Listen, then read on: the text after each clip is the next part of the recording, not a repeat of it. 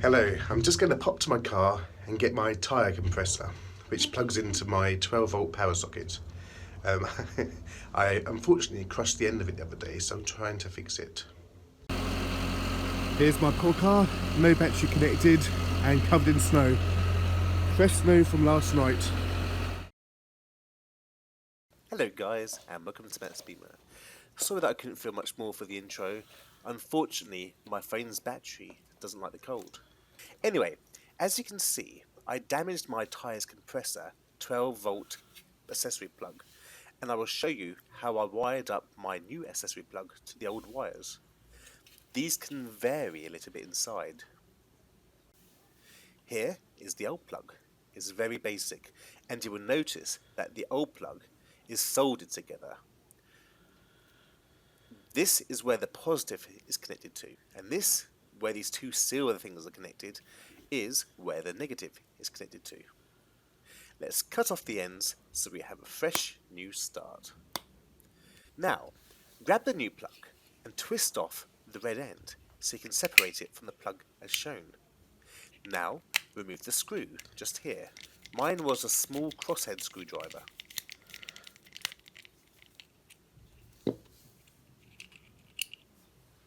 Now you can separate both halves of the plug to gain access inside. Beware, just in case any of the insides, such as the fuse, flies across the room or even up your nose. Just inside, we have the contact head up top and a fuse. Here is where the positive wire goes, and here is where the negative wire goes, which connects to the side springs. Firstly, you need to strip the negative wire as much as you desire. Then, you need to twist it up so it's nice and tight and stays together. Then, turn it into a C-shaped hook, as shown. Positive is usually the red wire, but in this case, they're both black. I had to do some checks myself to work out which is which. To be honest, I knew which was the positive from the old layout of the old plug. I decided to take the fuse and the top end off so it wouldn't fly across the room.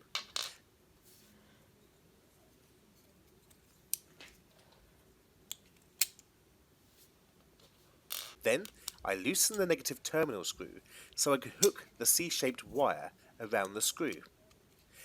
Make sure that you hook it so it goes around clockwise so it tightens when you tighten up the screw. If you do it anti-clockwise, it will not work as well and it gets a bit messy and it all comes apart. When the negative is connected, loosen the positive screw and cut the positive wire to length. Then strip and twist the positive wire, then do the C-hook thing again and hook it around clockwise. Don't forget that, it's very important. Around the positive screw and then tighten it up. Now both wires should be connected. Remember to put the fuse and the top head back on in place. Oh. Yeah, my daughter wants to show you her Lego car that she built. Well, it's not Lego, it's another make, but yeah. Now, when it's all screwed in, you need to direct the wires neatly out the bottom of the plug, making sure that you don't create any short circuit. So in other words, don't let any of the metal parts of the wire touch the opposite circuit.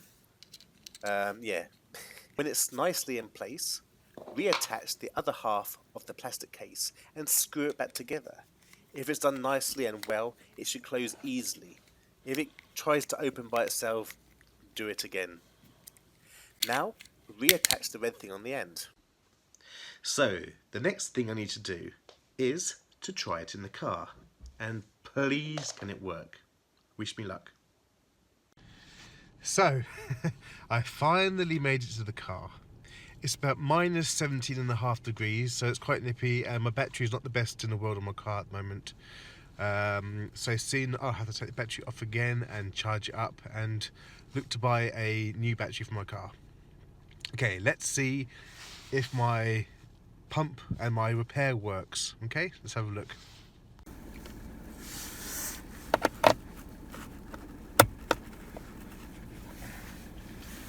Let's try.